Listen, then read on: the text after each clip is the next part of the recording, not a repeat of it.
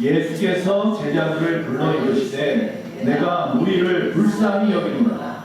그들이 나와 함께 있은지 이미 사흘이매 먹을 것이 없도다. 길에서 기진할까 하여 굶겨 보내지 못하겠노라. 제자들이 이르되 광야에 있어 우리가 어디서 이런 무리가 배부를 만큼 떡을 얻으리이까.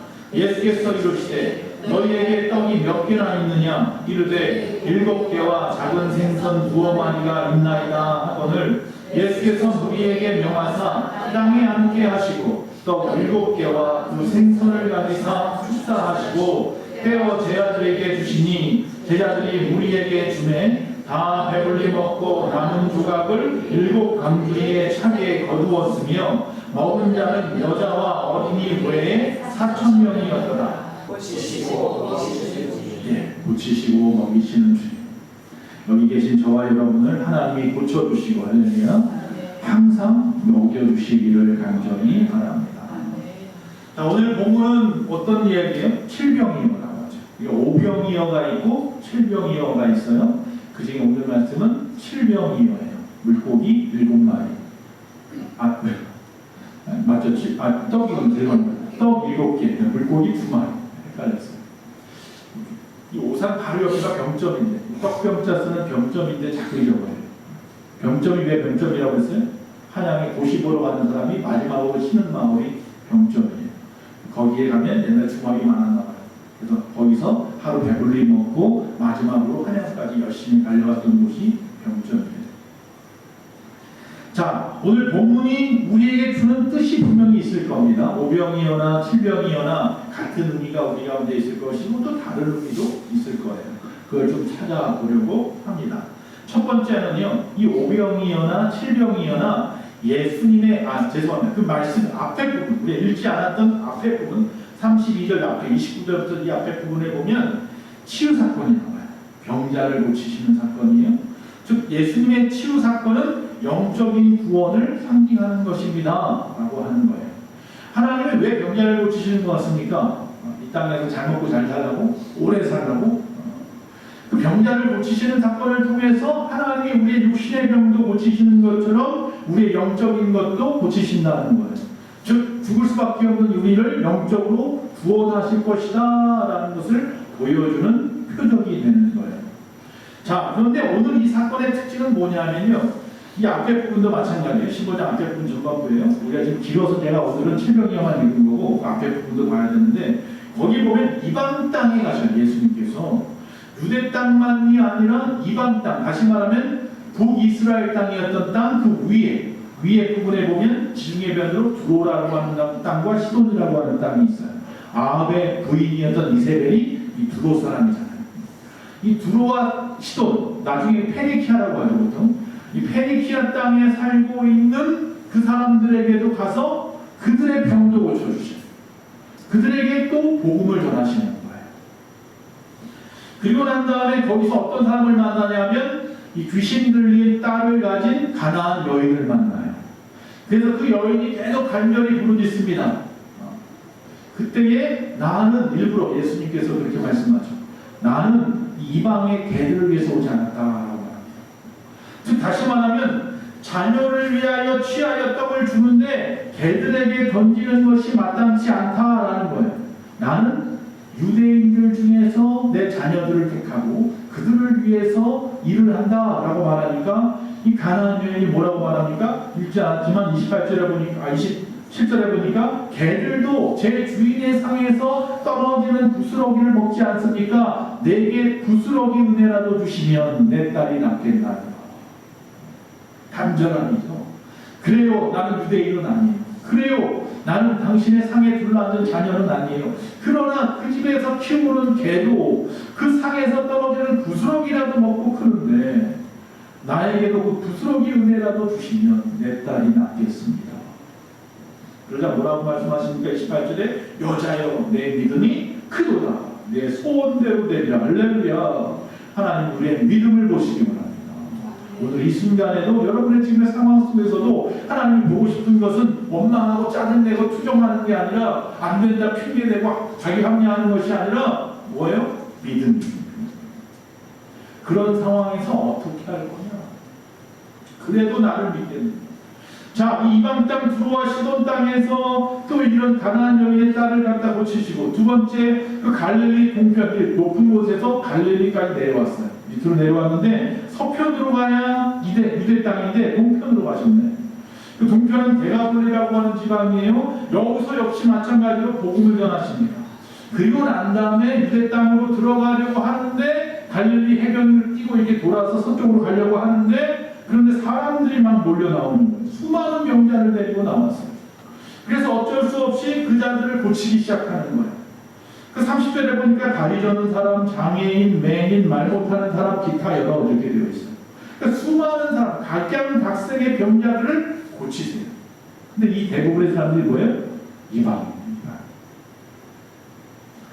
자, 이방인들이 이 놀라운 기적을 체험하게 됐어요. 그리고 그들이 하는 행동이 뭐냐면 그 다음에 31절에 보니까 하나님께 영광을 돌리라 이렇게 되어 있어요. 이방인도 하나님 앞에 영광을 돌렸대요. 그 당시에는 유대인만 구원받는다고 생각했고, 유대인만 선민, 택한 민족이라고 생각했는데, 이방인에게도 와서 예수님이 복음을 전하고 병자를 고치시니 이방인들도 이야, 우리에게도 구원이 있나 보다.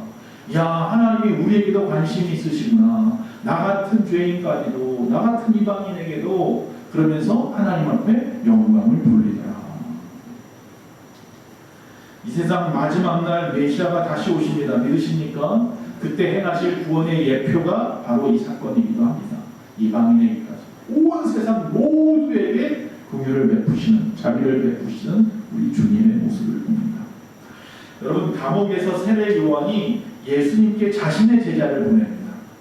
내가 여기서 지금 이제 죽게 되었는데, 순교를 할 텐데, 과연 내가 말한 저 예수가 참 하나님의 메시아 맞나? 이에 대한 확신이 필요했어요. 그래서 제자들을 보냅니다. 그렇게 말합니다. 당신이 메시아입니까? 라고 물어봐라. 그래서 제자들이 쫄래쫄래 갔어요. 예수님 앞에 가가지고 말합니다. 당신이 진정 메시아이십니까? 당신이 메시아가 아니라면 우리 세례 요한이 여기서 죽는 것은 잘못된 겁니다. 세례 요한은 주님보다 먼저 앞서 와서 메시아를 세상에 드러내야 되는 사람인데, 당신이 메시아면 지금 죽는 것이 맞지만 당신이 메시아가 아니라면 이 세례 요한의 죽음은 헛된 죽음이 될 수 있기 때문입니다. 이렇게 물어봤겠죠. 예수님이 그래서 야, 내가 메시아 맞다니까 이렇게 하지 않아요. 정확하게 뭐라고 말하면 너희가 지금까지 보고 듣는 것을 요한에게 말하라. 너희가 나에 대해서 보고 나에 대해서 들은 것을 요한에게 말하라. 병자를 고치시고 죽은 자를 살리시고 풍랑을 잠잠케 하시고 무리를 걸으시고, 할렐루야. 너희가 보고 들은 그대로 와서 전하면 돼. 세례 요한이 그 말을 듣고 맞다. 정말 예수님이 하나님의 아들이시오 메시아가 맞구나. 그래서 현장에 있을 목이 잘려 죽죠. 그래도 그는 감사함으로 죽었을 거예요. 순교했을 거예요. 요한복음 3장, 우리가 너무나 잘 아는 3장 16절, 하나님이 세상을 이처럼 사랑하사. 이건 누구에게 하는 말이에요? 니고데모에게 하는 말이에요. 니고데모는 상해드린 공의원이고 바리새인이에요. 하나님이 가장 싫어하는 사람 중에 하나가 이 바리새인들이에요. 왜? 외식하는 자들, 척하는 사람들이잖아요. 거룩한 척, 뭐하는 척, 굉장히 싫어하는 사람들이에요. 그런데 그 중에 니고데모라고 하는 사람은 사실은 하나님의 예수님의 제자예요. 한밤중에 예수님을 찾아와서 서로 질문하고 받고 하는 내용이 요한복음 3장이에요. 그 중에 바로 우리가 잘 아는 요한복음 3장 16절에 포함된 거거든요. 거기서 그가 이렇게 고백을 합니다. 라삐어, 예수님을 갖다 선생이라고 표현합니다. 우리가 당신은 하나님께로부터 오신 선생이신 줄 아나이다. 하나님이 함께 하시지 아니하시면 당신이 행하신 이 표적을 아무도 할 수 없음이니이다. 네. 예수님이 하나님의 아들 맞습니까? 맞지 않습니까? 그의 이 치유 사역들은 결국 당신이 메시아이신 것, 즉 우리를 이 병든 자를 구원하고 죽은 자를 살리신 것과 같이 영적으로 우리를 구원하실 분이심을 드러내는 사건들이라는 겁니다. 그래서 예수님의 이 치유 사역을 보고 그들이 하나님 앞에 영광을 돌렸습니다. 단순히 기적이기 때문이 아니라 바로 우리를 구원하실 분이 그분임을 확신했기 때문에 하나님 앞에 주여 메시아를 우리에게 보내주시니 감사합니다. 내가 예수님을 보게 되니 감사합니다. 저분이 바로 당신의 메시아 하나님의 아들이시군요. 감사합니다. 뭘 보고 알았다고요? 병 고치는 사건들을 보고 말이죠. 눈에 보이는 세상은 보이지 않는 영적인 세계를 보는 창이라고 했습니다. 예수님이 이 땅에 행하신 모든 일들 결국 보이지는 않지만 마지막 때 일어날 구원에 대한 열린 창문과 같은 것입니다. 두 번째, 이제 오늘 말씀 700일로 들어오면 예수님이 먹이시는 사건이죠. 이 먹이시는 사건은 무엇을 갖다가 상징하느냐? 죄와 사망에서 건져주시는 하나님의 구원을 상징하고 있다. 자, 예수님이요, 이 사람들을 32절에 보니까 사흘 동안이나 무리와 함께 했어요. 너무 많은 사람들이 와서 이 사람들을 고치시는데 시간이 많이 걸렸을 거예요. 3일이나 걸렸어요. 그러면서 그들을 고치시면서 중간중간 말씀도 전하셨겠죠. 3일이나 걸렸어요. 굉장히 긴 시간이었어요. 자, 그 긴 시간 동안 그들과 함께 있었는데 그리고 난 다음이 문제였어요. 이제 그 사람들이 떠나갈 때가 된 거예요. 이제 떠나갈 때가 됐으면 잘 가, 빠이빠이 이러면 될 텐데 그러지 않고 뭐예요? 그들을 불쌍히 여겼어요. 야, 병자들이 왔잖아. 가난한 자들이 왔잖아. 의지할 것이 없어 여기까지 왔잖아. 이 광야까지 나왔잖아. 그리고 여기서 어떻게든지 구원 받아보겠다고, 어떻게든지 은혜 받아보겠다고, 어떻게든지 내 문제 해결하겠다고 3일 동안이나 여기서 떠나지 않고 그들이 뭘 얼마나 가져왔겠어? 다 떨어졌겠지 먹을 것이. 얼마나 배가 고플까? 저들이 다시 내 집까지 가려면은 병 고친 사람도 다시 병이 들게 생겼네. 어떻게 가? 기진해서 못 갈 거야. 예수님이 거기까지 생각하실 줄은 생각도 못했습니다. 제자들도. 여러분, 이 예수님이 그래서 그들 가운데 칠병이어를 모으시고 그것을 가지고 축사하시고 제자들에게 나눠주라 해서 나눠주었더니 다 배불리 먹고 4,000명이 배불리 먹고 7광주리가 남았어요. 오병이어 사건은 5,000명이 다 먹고 12광주리가 남았죠. 자, 광야에서 이스라엘을 만나 메추라기로 먹여 살렸던 그 하나님께서 오늘 예수님을 통하여서 이 칠병이어를 가지고 4,000명을 먹여 살리네. 즉 죄와 사망 가운데 죽을 수밖에 없는 인생들에게 하나님은 영적인 구원함도 주시고 또 하나 더 플러스했네요. 육신의 질병과 배고픔까지도 하나님은 해결하시더라라는 거예요. 성경은 우리에게 복을 주시는데 어떤 복을 주신다고 했느냐 하면 하늘에 신령한 복도 주시지만 땅에 기름진 복도 주신다. 할렐루야. 둘 다 받으세요. 할렐루야. 죄와 사망의 문제뿐만 아니라 육신의 질병과 배고픔까지도 해결해 주시는 하나님. 그러나 단지 배고픔과 질병을 없애는 것만이 문제 해결의 방법은 아니에요. 꼭 그것이 해결이 안 되어도 하나님의 자녀 맞습니다.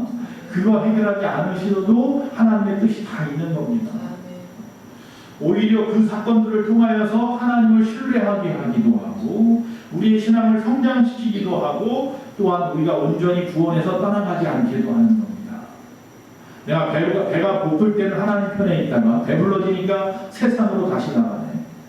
병들었을 때는 주님을 그렇게 찾고 눈물 흘리던 사람이 병 좀 고쳐지니까 세상으로 나가서 놀고는. 여러분 혹시 지금 염려하고 근심하는 것이 무엇입니까? 여기는 눈마다 다 염려가 있고 근심이 있고 저도 있는데. 근데 그것이 내 영혼과 육신을 구원하신 하나님을 신뢰하지 못한 데서부터 비롯된 것은 혹시 아닙니까? 왜 염려하고 근심하십니까? 하나님이 계시다면 하나님 우리 아버지 맞아요? 그분이 칠병이어 오병이어 사건을 일으켰던 바로 그분 맞습니까? 그때의 하나님이 오늘의 하나님이고 내일의 나의 하나님 맞습니까? 그때 그 힘을 가졌던 그 능력의 하나님이 지금에도 똑같은 능력을 가지고 계신 건 맞습니까?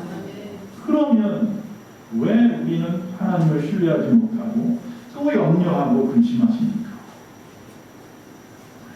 여러분 군대에 처음 입소할 때의 그 감정이 두 가지 감정이 섞여요. 하나는 두려움이에요. 야, 새로운 곳에 새로운 낯선 사람들과 그것도 또 편안한 데 가는 것도 아니고 뭐 별별 얘기 다 들었을 거 아니에요. 그 얘기를 들고 그런 얘기를 듣고 가니까 얼마나 두려워요. 또 하나는 그런데도 기대감도 있어요. 야, 남자로서 내가 군대 갔다 온다. 자신감도 생기고 몸도 좀 불리고 내 커서 오겠지, 성장해서 오겠지. 여러분, 우리 안에 이 두 가지 감정 중에서 두려움은 지워야 합니다. 할렐루야. 그리고 기대감을 키워야 합니다. 그럴 때 그의 군생활이 건강한 군대 생활이 됩니다. 근데 많은 사람들이 어떻게 합니까? 두려움을 키우고 기대감을 오히려 사라지게 만들어요.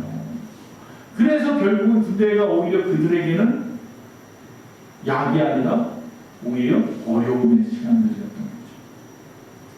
지금의 우리의 문제들을 통해서 더 빨리 갈 수 있다, 더 높이 갈 수 있다라고 하는 기대감이 필요합니다. 그러니까 우리가 근심하고 걱정하느냐 아니면 오히려 기대하고 기다리느냐의 차이가 있다는 거예요. 하나님을 신뢰하느냐 신뢰하지 못하느냐의 차이죠. 찬송가 373장 고요한 바다 그 2절에 보면 이렇게 사람이 고백합니다. 많은 사람이 다 이렇게 고백합니다. 큰 물결이 일어나서 나 쉬지 못하네. 여기 여러분과 저 혹이라도 지금 상황이 어떻습니까? 라고 말하면 아이고 하나님, 아이고 목사님, 아무개 권사님, 장로님 나에게 지금 큰 물결이 일어났어요. 큰 풍랑이 일어났어요. 나는 이것 때문에 쉴 수가 없어요. 혹시 그런 분 계십니까? 인생의 풍랑은 이처럼 갑자기 찾아옵니다. 인생의 풍랑이 갑자기 찾아왔을 때 우리는 그 속에서 어떤 상황, 그럴 때마다 나타나는 감정이 어떤지 한번 체크해 봐야 됩니다. 당혹감이나 염려나 분노와 같은 감정이 일어나지 않습니까? 제일 먼저 우리 마음과 우리 생각을 지배하려고 하는 것이 이런 당혹감이나 염려나 분노 같은 것이라고 한다면 우리는 오늘 이 찬송을 373장을 집에서 몇 번이라도 다시 의지적으로 차서 되짚고 고집어서 다시 불러야 해요. 많은 사람이 큰 물결이 일어나서 나 쉬지 못합니다 라고까지만 한단 말이에요. 근데 이 찬송은 분명히 말합니다. 그러나 뭐라고 해요? 이 풍랑으로 인하여 더 빨리 갑니다. 기대감까지 갑니다. 두려움에 멈추는 않습니다. 믿음의 선배들은 이걸 너무나 잘 알았어요. 그래서 인생의 풍랑으로 인해서 오히려 하나님이 준비하신, 하나님이 목적하신 그 목적지까지 더 빨리 나아갈 수 있다는 사실을 알아서 오히려 그런 어려움 속에 내가 빠졌을 때 뭐를 한다고요? 두려워한다고요? 아니요. 기대감을 가져요. 한번 해보지. 기껏 해봤는데 나 죽기보다 더 하겠어. 죽으면 천국인데 까짓 한번 해보지. 이런 기대감이 생기는 거예요. 하나님 도대체 나한테 얼마나 큰 복을 주시려고 하나 한번 해보자. 오늘 아침에 말씀해 드렸잖아요. 어떤 미국에 목회하면서 공부하는 목사님이 공부하다 보니까 돈이 너무 없어서 카드빚도 지고 빚이 너무 많아서 몇 천만 원 가까이 되게 됐는데 자기한테 돈 주머니에 딱 $1,000 100몇십만 원 있는데 이것까지 어떻게 살아야 되나 그러고 있는데 하나님 기도합시다. 그래서 사모님하고 기도했더니 사모님이 막 웃으면서 하나님 응답했습니다. 목사님이 도대체 어떻게 응답하셨나요? 이렇게 하래요. 어떻게 해요? 우리가 가지고 있는 돈을 다 탈탈 털어가지고 하나님 앞에 감사하는 거 말이에요. 목사님 깜짝 놀랐습니다. 이거 다 갖다 털어서 감사함을 하면 오늘 저녁부터 뭘 먹고 살아요? 그래도 어떻게 해? 우리 같이 기도하기로 했고 사모가 응답을 받았다고 하니까 신뢰야. 할렐루야. 무엇을 하시려 하나 기대감을 가지고 바쳤더니만 그날 저녁부터 먹을 거, 입을 거, 자녀들 것까지 넘치도록 부어주시고 독지가를 만나게 해서 학비 다 책임지게 하시고 할렐루야. 내가 할 수 있었으면 나는 그 $1,000 100몇십만 원어치밖에 못 살았을 텐데 하나님 앞에 다 돌려드렸더니 하나님이 채워주시는 것은 30배, 60배, 100배더라. 그 신뢰하는 거죠. 갑작스러운 인생의 풍랑을 만났을 때에 우리가 제일 먼저 해야 할 것은 하나님을 신뢰하고 뭐하라? 기도하라. 예수님께서 앞에다가 칠병열을 딱 놔두고 그냥 나눠주라 하면 돼. 당신이 하나님이에요. 근데 굳이 하나님 아버지 앞에 축사해요. 기도하잖아요. 그러니까 식사기도 하시잖아요. 뭐 하라는 거예요? 보고 배우라 해요. 보고 배우라. 너희들도 뭐 하라? 기도부터 해라. 기도부터. 하나님의 구원은 죄와 사망 그리고 육신의 질병과 배고픔까지 자유롭게 하는 줄로 믿습니다. 세 번째, 그 구원은 세계 만민에게 주어졌다는 겁니다. 자, 이방 땅 두루와 시돈의 귀신 들린 딸의 가나안 여인을 갖다가 그 믿음을 보고 칭찬하셨고, 또한 요단 동편 데가볼리 지방에서 아까 말했던 각종의 병자들을 고치셨고, 그리고 나서 다시 또 요단 동편에 갈릴리 동편에 있었을 때에 칠병이어의 사건을 일으켰다라는 거죠. 다 어디에요? 이방 땅. 이방 땅. 결국 예수님의 궁극적인 관심은 뭐냐면 유대인뿐만 아니라 세계 만민 모두에게 있다. 이 말이 맞지 않으면 지금 우리는 잘못된 신앙생활을 하고 있는 거예요. 할 필요 없는 거 하고 있는 거예요. 이방인에게 구원이 없다면 저와 여러분은 여기 있을 이유가 하나도 없는 거죠. 우리가 잘 알고 있는 오병이어와 오늘 칠병이어의 다른 것들을 한번 보면 같은 것도 물론 있어요. 백성들을 불쌍히 여겼다라고 하는 동기예요. 왜 이 사건을 일으켰느냐면 백성들을 불쌍히 여겼어요. 똑같아요. 또 음식을 가져다가 축사하시고 제자들에게 나눠주게 하신 것도 똑같아요. 그 진행 과정도 똑같아요. 그러나 음식의 숫자는 틀려요. 7병이요, 5병이요. 또 먹은 인원이 틀려요. 5,000명, 또한 4,000명. 남은 강주리가 틀려요. 12강주리, 7강주리. 근데 이런 게 중요한 게 아니에요. 그럼 표면적인 것이 중요한 것이 아니라 장소가 다르다는 거예요. 장소가. 그게 중요해요. 오병이어 사건은 초기 사건이에요. 갈릴리 서편이, 갈릴리 호수 서편은 어느 땅이라고요? 이스라엘 땅. 그 서편, 즉 다시 말하면 자기가 살았던 나사렛이 있는 땅, 그 지역이에요. 거기에서 베세다라고 하는 광야에서 유대인들에게, 자기 민족에게 행한 지적이에요. 그러나 오늘 칠병이어는 갈릴리 동편, 데가볼리 땅, 이방 땅에서 한 사건이라는 거예요. 많은 사람이, 어떤 사람 신학자들이 그렇게 말해요. 아, 이게 착각한 거보다 똑같은 사건인데 잘못 이야기한 거겠죠. 어떻게 이렇게 똑같은 비슷한 사건이 동시에 두 번 있을 수가 있겠어? 하나는 칠병이어고 오병이어면 하나가 틀린 거야. 잘못된 거야. 라고 하는 신학자들도 있었어요. 그러나 그렇게 말하면 안 되는 것이 뭐냐면 오병이어는 사복음서에 다 나와요. 마태마가 누가 요한복음에. 그런데 이 칠병이어는 마태복음하고 마가복음에만 나와요. 역으로 말하면 뭐예요? 마태복음하고 마가복음에는 오병이어도 나오고 칠병이어도 나온다는 이야기죠. 그러니까 이 두 개는 뭐예요? 다른 이야기. 그렇다면 왜 굳이 똑같은 사건인데 아무리 다른 시기에 일어났다고 해도 또 굳이 여기다가 할애해서 쓸 필요가 또 있을까? 오늘 아침에 밥을 먹었어요. 내일 아침에도 밥을 먹었어요. 먹을 거예요. 그 다음에도 먹을 거예요. 계속 먹을 거잖아요. 그걸 굳이 쓸 이유가 없단 말이에요. 여기에다가. 그런 거잖아요. 오병이어든 칠병이어든 똑같은 사건을 쓸 이유가 없는데 쓴 이유는 하나는 유대인에게, 하나는 이방인에게 베푼 지적인 거예요. 바로 저와 여러분과 같은 이방인. 세계 모든 만민의 구원의 자기 범위 안에, 범주 안에 있다는 거죠. 그래서 중요한 사건이에요. 특별히 12강들이 7강들이 그 의미를 다 두지 말고, 물론 히브리에는 숫자에 다 의미가 있어요. 그러나 그런 의미 두지 말고 이건 뭐예요? 남았다라는 게 중요한 거죠. 즉 하나님이 베푸시는 긍휼, 자비, 은혜, 사랑은 뭐예요? 넘치는. 넘친다는 얘기가 뭐예요? 부족함이 없다는 거예요. 여러분이 무엇을 구해도 다 넘치도록 부어주실 수 있다는 거예요. 내가 스스로 계산해서 이것만이라도 도와주세요 이렇게 말하지 마시고 다 내어놓으세요. 죽은 자도 살릴 겁니다. 여리고도 무너뜨릴 거고 요단강 홍해도 가르칠 분입니다. 불이 내려오고 천사를 동원해서도 격구를 치실 분입니다. 넘치는 주님의 은혜 앞에 감사하십시오. 네 번째, 주님의 크신 긍휼을 하십니다. 여기서 또 한 가지 생각해 볼 것은 이 무리의 상태가 어떻다고요? 병들고 굶주린 상태라고. 즉 사흘 동안 말씀을 듣고 있더라 자리를 떠나지 못했던 이 사람들 얼마나 정말로 간절했으면 내가 죽으면 죽으리라. 여기서 죽으면 죽었지 절대로 안 떠날 거야. 은혜를 받을 때까지. 여러분 그런 마음이 좀 필요한 것 같아요. 우리 집 계속 아침 새벽마다 보는 말씀에 엘리야가 계속 쫓아다니잖아요. 베델로, 여리고로, 막 요단으로 계속 쫓아다니는 우리가 뭐하라고? 나의 갑절의 영감을 달라고. 갑절의 영감을 달라고. 장자의 축복 같은 축복을 나에게 달라고. 아, 귀찮아. 여기 있어. 너 오지 마. 다른 제자들도 오지 말라는데 자꾸 그래요. 다 뿌리치고 조용히 안 해. 끝까지 쫓아가죠.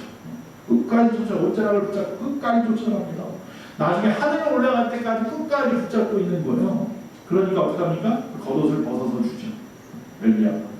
겉옷을 보는 순간 자기 옷을 딱 찢어버리고 그 옷 들고 좋아가지고 요단강을 갈랐던 자기 스승의 그 기적을 갖다가 자기가 한번 행해보겠다는 왜? 정말로 갑절의 은혜를 받았는지 안 받았는지 모르니까 쳤더니만 정말 요단강이 갈라지네?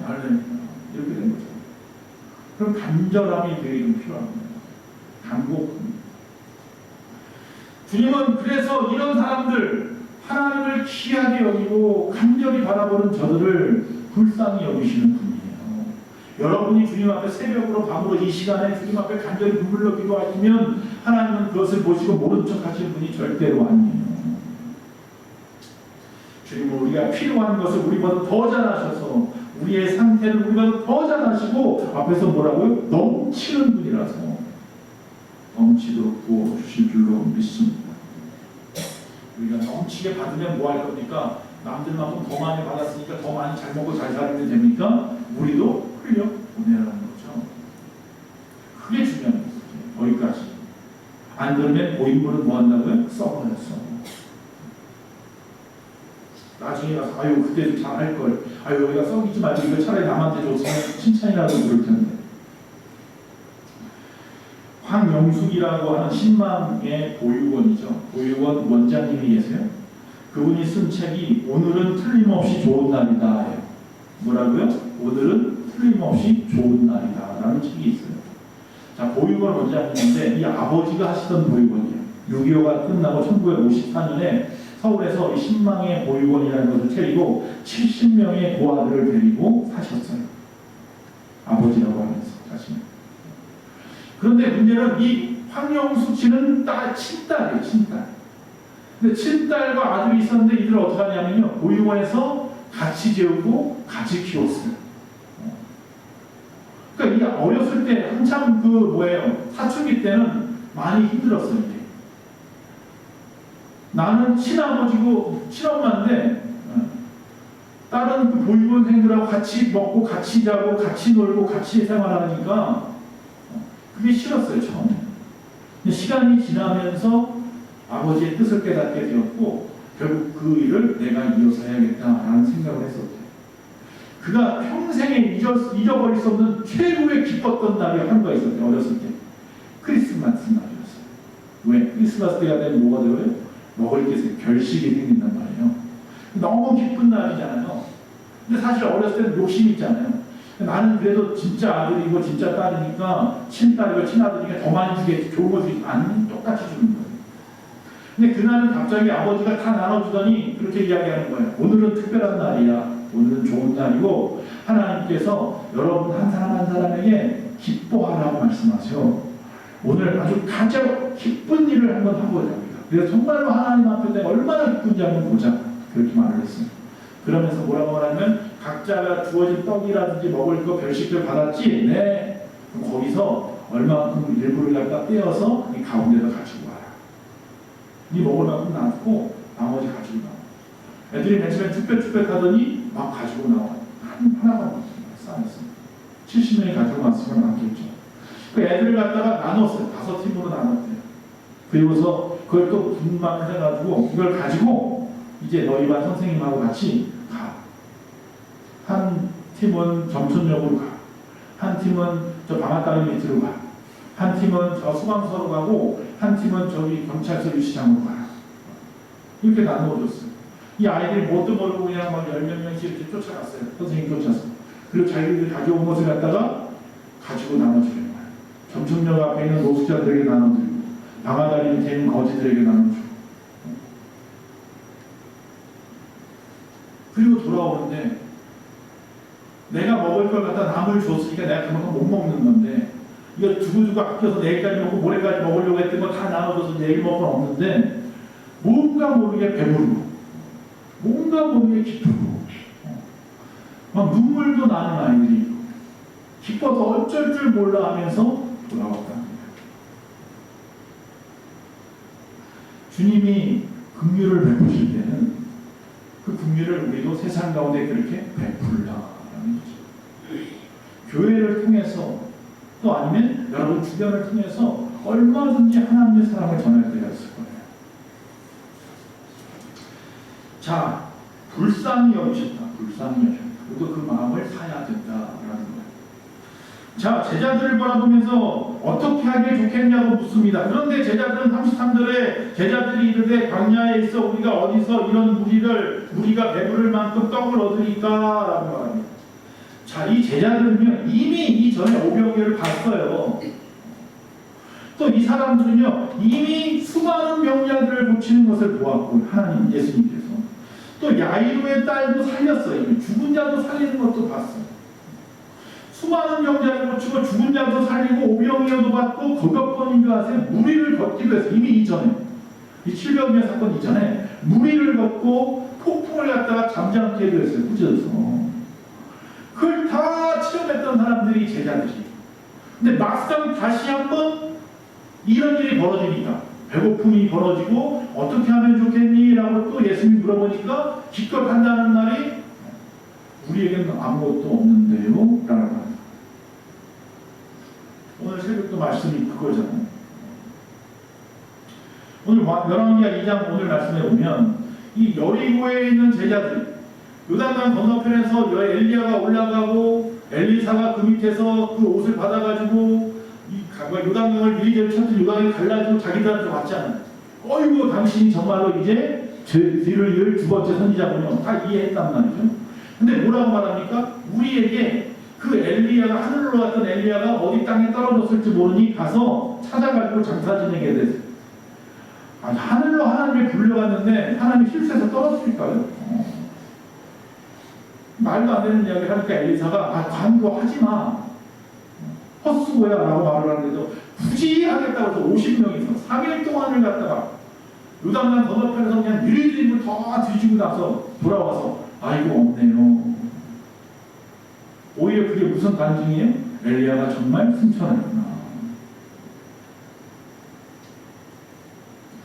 우리가 그렇다는 거예요. 우리의 모습이 영적으로 무지해요. 믿음이 있다고 말을 하지만 막상 일이 딱 터지면 먼저 믿음으로 행하지 않고 뭐로 해요? 이성적인 사고로 행동해요. 왜 그래요? 예수 믿는다고 하면서 먼저 기도해야 되는데 사람부터 찾는 거예요. 계산기부터 뚫린단 말이에요. 돈으로 해결하려고 빼고 해결하려고 해요. 하나님이 계신데 지금 이 문제는요 하나님이 하셔야 돼요. 하나님이 영광을 받으셔야 하고 기적이 나타나서 많은 사람들이 하나님을 믿게 해야 돼요. 그게 칠병이어 사건이에요. 지금 여러분에게 지금 당기는 그 일들이 지금의 그 사건들이 바로 그런 거예요. 아시겠어요? 이건 이성적인 사고로 행동하는 것이 아니라 먼저 기도해야 할 일이고요. 하나님이 일하시도록 기다려봐야 하는 시간이에요. 그리고 하나님이 일하심으로 말미암아 하나님이 영광 받으실 거고 그 일 때문에 그 사건 때문에 그리고 그것을 통하여 세상에 복음이 증거될 거고 내가 간증할 수 있게 될 거예요. 그걸 내 힘으로 내가 내 능력까지 어떻게 해보겠다 하니 이것도 안 되고 저것도 안 되고 일은 더 어그러지고 더 늦어지고 아무것도 안 될 거예요. 제가 예언합니다. 말씀을 마치겠습니다. 즉 제자들의 사명을 깨닫게 하시는 거예요. 지금 이 사건은 영적인 기아 상태에 있는 자들에게 영적인 양식을 공급하라라는 이야기예요. 예수님이 이렇게 했으니 너희도 이렇게 해라. 우리의 사명이 무엇이냐? 제자들의 사명이 무엇이냐? 바로 죽어가는 이웃을 살리는 일이다. 우리 교회가 해야 할 일이 뭐냐? 죽어가는 이웃을 살리는 일이다. 영적으로 육적으로 역시 마찬가지다. 전인격적으로 마지막 시대를 분별할 수 있는 눈을 가지고 하나님의 긍휼하심으로 이 땅을 바라보고 하나님의 그 긍휼하심을 품고 그 자비하심을 품고 세상으로 나아가야 할 때가 지금이다. 칠병이어는 거기까지 가야 돼. 왜 이방인에게 행하셨을까? 거기까지. 우리가 그 일을